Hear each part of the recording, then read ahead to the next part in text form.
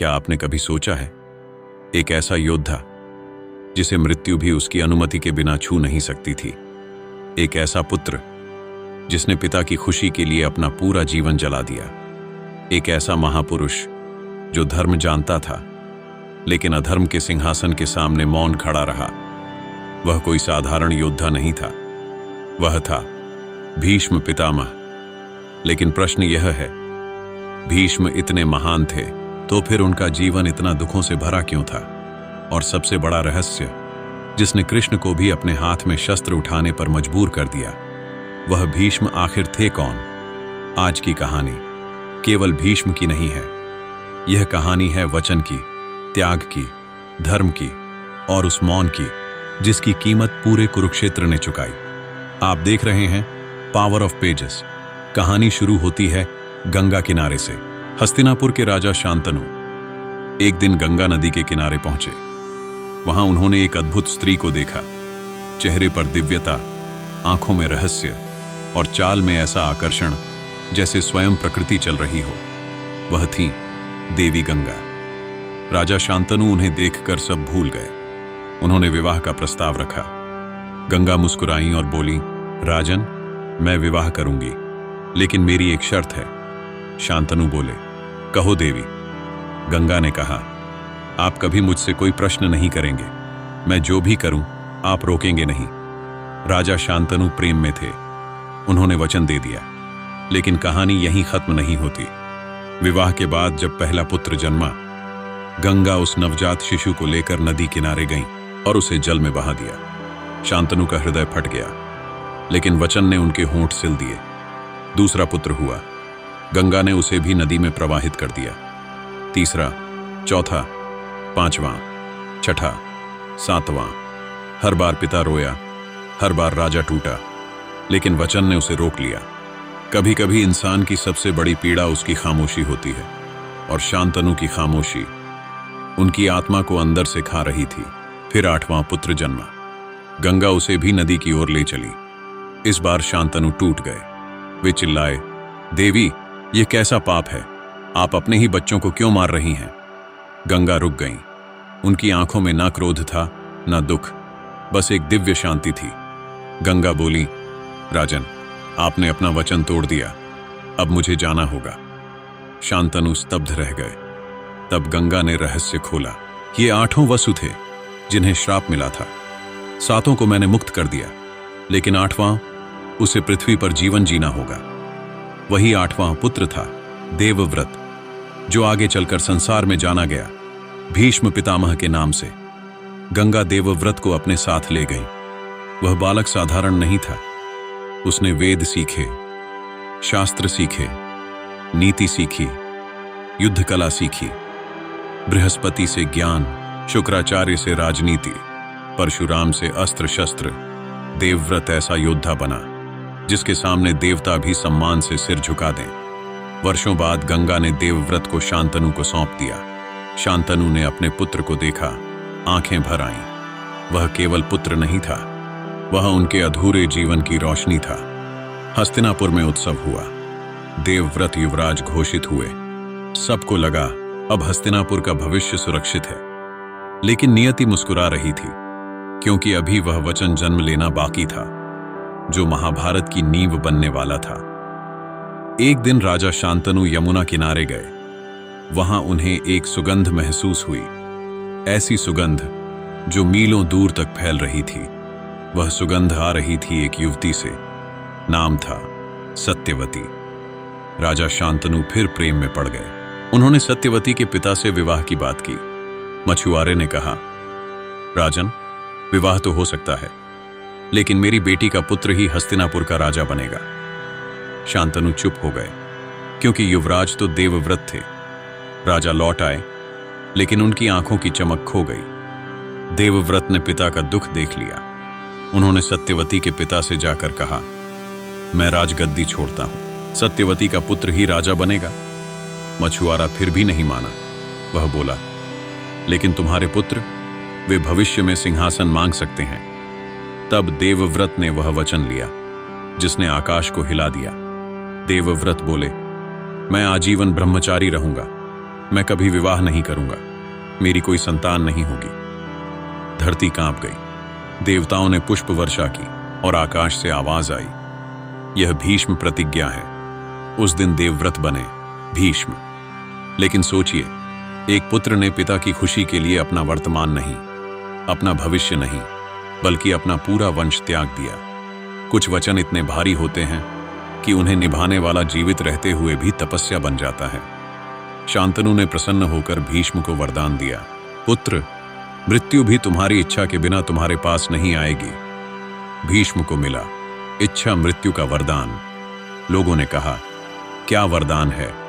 लेकिन भीष्म जानते थे, कभी कभी लंबा जीवन वरदान नहीं होता, वह सबसे लंबी सजा भी हो सकता है। सत्यवती से शांतनु के 2 पुत्र हुए, चित्रांगद और विचित्रवीर्य। शांतनु चले गए, चित्रांगद भी युद्ध में मारे गए, विचित्रवीर्य राजा बने। लेकिन कम उम्र में उनका भी अंत हो गया। हस्तिनापुर फिर खाली हो गया। राज सिंहासन था, महल था, सेना थी, लेकिन उत्तराधिकारी नहीं था। भीष्म ने अपने वचन के कारण स्वयं राजा बनने से इनकार कर दिया। यहीं से कुरुवंश की पीड़ा शुरू हुई। सत्यवती ने महर्षि व्यास को बुलाया। उनसे जन्मे धृतराष्ट्र, पांडु और विदुर। धृतराष्ट्र जन्म से अंधे थे, पांडु राजा बने। विदुर धर्म के झांता थे, लेकिन दासी पुत्र होने के कारण सिंहासन से दूर रहे। लेकिन कहानी यहीं खत्म नहीं होती। पांडु वन चले गए, धृतराष्ट्र ने राज्य संभाला। फिर जन्म हुआ कौरवों और पांडवों का, और भीष्म सबके पितामह बन गए। भीष्म ने पांडवों और कौरवों को बचपन से देखा। युधिष्ठिर में धर्म देखा, भीम में बल देखा, अर्जुन में दिव्य तेज देखा, नकुल सहदेव में सौम्यता देखी, और दुर्योधन में अहंकार की पहली चिंगारी। भीष्म समझते थे यह चिंगारी एक दिन महल जला देगी, लेकिन वह बंधे थे हस्तिनापुर के सिंहासन से। वह राजा नहीं थे, लेकिन सिंहासन के रक्षक थे। वह धर्म जानते थे, लेकिन राजधर्म में बंधे थे। और यही भीष्म की सबसे बड़ी त्रासदी थी। धर्म जानना आसान है, लेकिन धर्म के पक्ष में खड़े होने की कीमत बहुत बड़ी होती है। फिर आया द्रौपदी स्वयंवर। अर्जुन ने लक्ष्य भेदा, द्रौपदी पांडवों की पत्नी बनी। इंद्रप्रस्थ बसा, पांडव बढ़ने लगे, दुर्योधन जलने लगा। शकुनी ने पांसे बिछाए, और एक दिन हस्तिनापुर के दरबार में वह हुआ जिसने पृथ्वी को शर्म से झुका दिया। युधिष्ठिर सब हार गए, राज्य, धन, भाई, स्वयं को, और अंत में द्रौपदी को भी। दुर्योधन ने आदेश दिया, द्रौपदी को सभा में लाओ। दुशासन द्रौपदी को खींचता हुआ लाया। द्रौपदी रोती हुई पूछ रही थी, सभा में बैठे महापुरुषों, बताइए, जिसने स्वयं को हार दिया, क्या वह मुझे दांव पर लगा सकता था? दरबार मौन था। भीष्म बैठे थे, द्रोण बैठे थे, विदुर रो रहे थे, धृतराष्ट्र चुप थे। द्रौपदी की आंखें भीष्म पर टिक गईं। पितामह, उत्तर दीजिए। भीष्म का हृदय जल रहा था, लेकिन वे बोले, धर्म बहुत सूक्ष्म है, मैं इसका निर्णय नहीं कर पा रहा। यह वाक्य भीष्म के जीवन की सबसे बड़ी पीड़ा बन गया, क्योंकि कभी कभी अधर्म इतना स्पष्ट होता है कि उसे सूक्ष्म कहना भी अधर्म का साथ बन जाता है।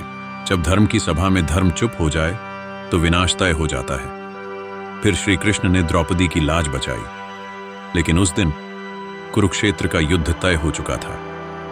समय बीता, पांडव वनवास से लौटे। श्री कृष्ण शांति दूत बनकर गए। उन्होंने कहा, 5 गांव दे दो, युद्ध टल जाएगा। दुर्योधन हंसा, सुई की नोक जितनी भूमि भी नहीं दूंगा। भीष्म ने सुना, उनके भीतर दर्द उठा। वे जानते थे युद्ध होगा, वे जानते थे पांडव धर्म के पक्ष में हैं, वे जानते थे कृष्ण स्वयं उनके साथ हैं। फिर भी वे कौरव सेना के सेनापति बने। क्यों? क्योंकि उन्होंने हस्तिनापुर की रक्षा का वचन दिया था। यही भीष्म की सबसे बड़ी उलझन थी। उनका हृदय पांडवों के साथ था, लेकिन उनका शरीर कौरवों की सेना में खड़ा था।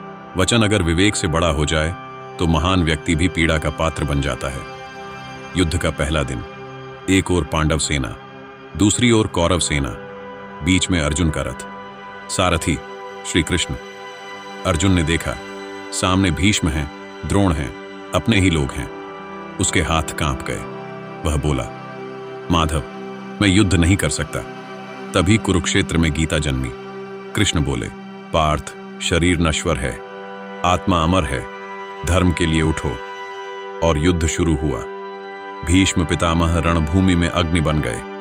उनके बाणों से सेना कांप उठती थी। पांडवों के योद्धा गिरने लगे। हर दिन भीष्म पांडव सेना को तोड़ रहे थे। अर्जुन भी उन्हें रोक नहीं पा रहा था, क्योंकि सामने योद्धा नहीं, उनके पितामह थे। एक दिन भीष्म ने युद्ध भूमि में प्रतिज्ञा की, आज मैं पांडवों को समाप्त कर दूंगा या कृष्ण को शस्त्र उठाने पर मजबूर कर दूंगा। कृष्ण ने प्रण लिया था कि वे युद्ध में शस्त्र नहीं उठाएंगे, लेकिन भीष्म के बाण अर्जुन को घायल करने लगे। अर्जुन कमजोर पड़ने लगा। कृष्ण की आंखों में क्रोध आ गया। वे रथ से कूद पड़े, रथ का पहिया उठाया और भीष्म की ओर दौड़ पड़े। पूरा संसार थम गया। कृष्ण, स्वयं कृष्ण, अपना वचन तोड़ने को तैयार थे, अपने भक्त अर्जुन के लिए। भीष्म ने धनुष नीचे कर दिया। वे मुस्कुराए, आइए प्रभु, मेरे जीवन का सबसे बड़ा सौभाग्य होगा कि मेरी मृत्यु आपके हाथों हो। कृष्ण रुक गए। अर्जुन ने उनके चरण पकड़ लिए। माधव, अपना वचन मत तोड़िए। कृष्ण शांत हुए। लेकिन उस दिन भीष्म अमर हो गए, क्योंकि उन्होंने भगवान को भी प्रेम में व्याकुल कर दिया था। भक्त की पुकार पर भगवान नियम नहीं देखते, प्रेम देखते हैं। लेकिन युद्ध चल रहा था। पांडव समझ गए थे, जब तक भीष्म खड़े हैं विजय असंभव है। तब कृष्ण ने रहस्य बताया, भीष्म स्त्री पर शस्त्र नहीं उठाएंगे। शिखंडी, जो पूर्व जन्म में अंबा थी, अब यहां से कहानी और गहरी हो जाती है। कभी काशी की राजकुमारी अंबा भीष्म के जीवन में आई थी। भीष्म ने अपने भाई के विवाह के लिए अंबा, अंबिका और अंबालिका का हरण किया था, लेकिन अंबा किसी और से प्रेम करती थी। भीष्म ने उन्हें जाने दिया, पर जिस राजा से अंबा प्रेम करती थी उसने उन्हें स्वीकार नहीं किया। अंबा टूटी। उन्होंने भीष्म से कहा, अब आप ही मुझसे विवाह करें। भीष्म बोले, मैं ब्रह्मचर्य का वचन ले चुका हूं। अंबा का जीवन बिखर गया। वह प्रतिशोध की अग्नि में जलती रही। उन्होंने तप किया, जन्म बदला और शिखंडी बनकर लौटी। नियति ने अंबा के आंसुओं को शिखंडी का रूप दिया। कभी कभी किसी का दुख समय के साथ समाप्त नहीं होता, वह इतिहास बनकर लौटता है। 10वें दिन अर्जुन ने शिखंडी को रथ के आगे खड़ा किया। भीष्म ने शिखंडी को देखा। उनकी आंखों में सब समझ आ गया। उन्होंने धनुष नीचे कर दिया। वे बोले, मैं शिखंडी पर शस्त्र नहीं उठाऊंगा। अर्जुन के हाथ कांप रहे थे। कृष्ण बोले, पार्थ, यह धर्म का कठिन क्षण है, चलाओ बाण। अर्जुन रोते हुए बाण चलाते गए। एक बाण, दूसरा बाण, तीसरा बाण।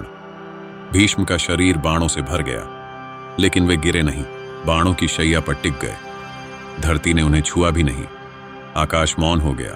सेनाएं रुक गईं। भीष्म पितामह बाणों की शैया पर लेटे थे। उनका शरीर छलनी था, लेकिन चेहरा शांत था, क्योंकि अब उनका युद्ध बाहर नहीं, भीतर समाप्त हो रहा था। पांडव उनके पास आए, कौरव भी आए। भीष्म ने पानी मांगा। अर्जुन ने धरती में बाण मारा। गंगा की धारा फूट पड़ी। मां गंगा ने अपने पुत्र को अंतिम जल दिया। यह दृश्य देखकर युद्ध भूमि रो पड़ी।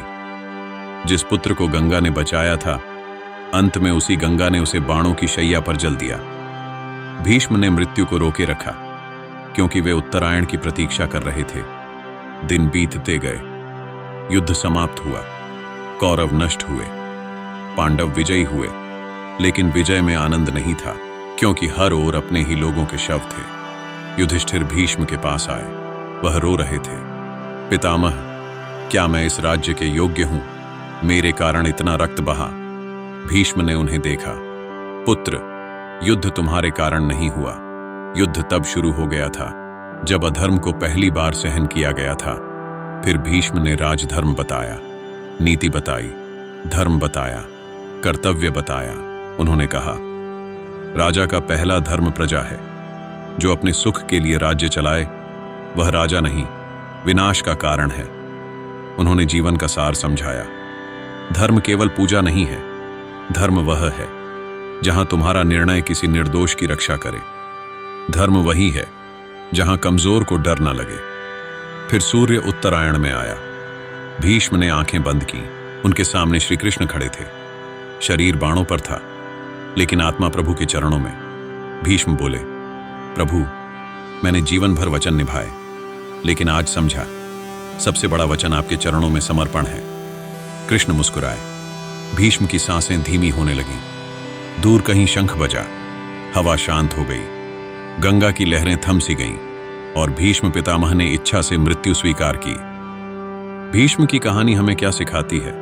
त्याग महान है, लेकिन त्याग विवेक के साथ होना चाहिए।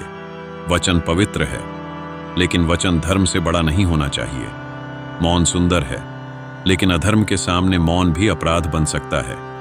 भीष्म महान थे, लेकिन उनका जीवन हमें यह भी सिखाता है कि सिर्फ अच्छा होना काफी नहीं, सही समय पर सही के लिए खड़ा होना भी जरूरी है। धर्म को जानकर चुप रह जाना धर्म से दूर हो जाना है।